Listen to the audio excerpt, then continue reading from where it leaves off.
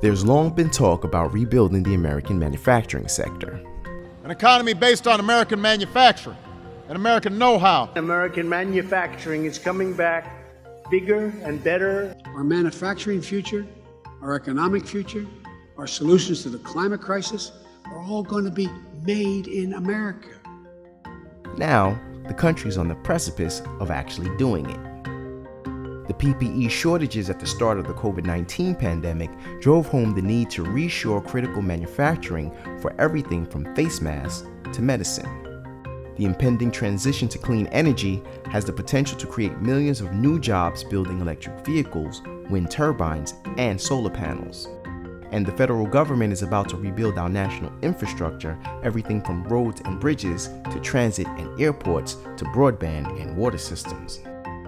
We're at a turning point.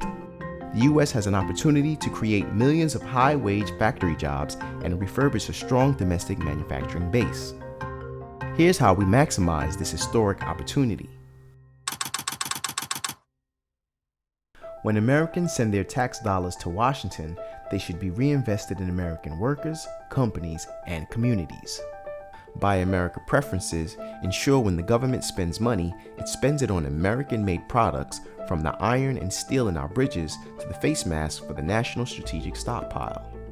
Without Buy America rules, our tax dollars will spur manufacturing and downstream economic activity in foreign markets rather than our own.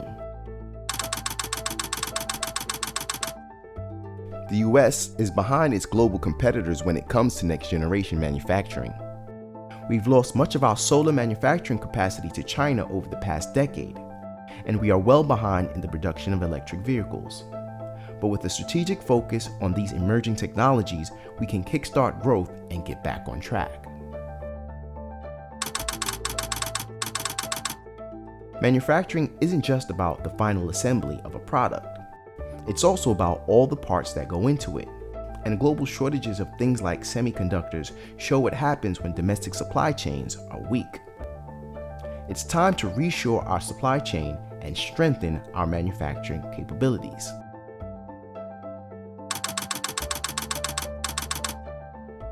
Countries like China use state-owned enterprises, massive subsidization, intellectual property theft, and other unfair practices to dominate global markets.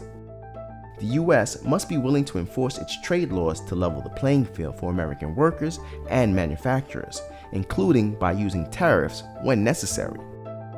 The United States of America is home to the most dynamic economy in the world, and our manufacturing sector is a pillar of both that dynamism and the American middle class. The right public policy choices will make sure that pillar remains strong. Together, we can keep it made in America.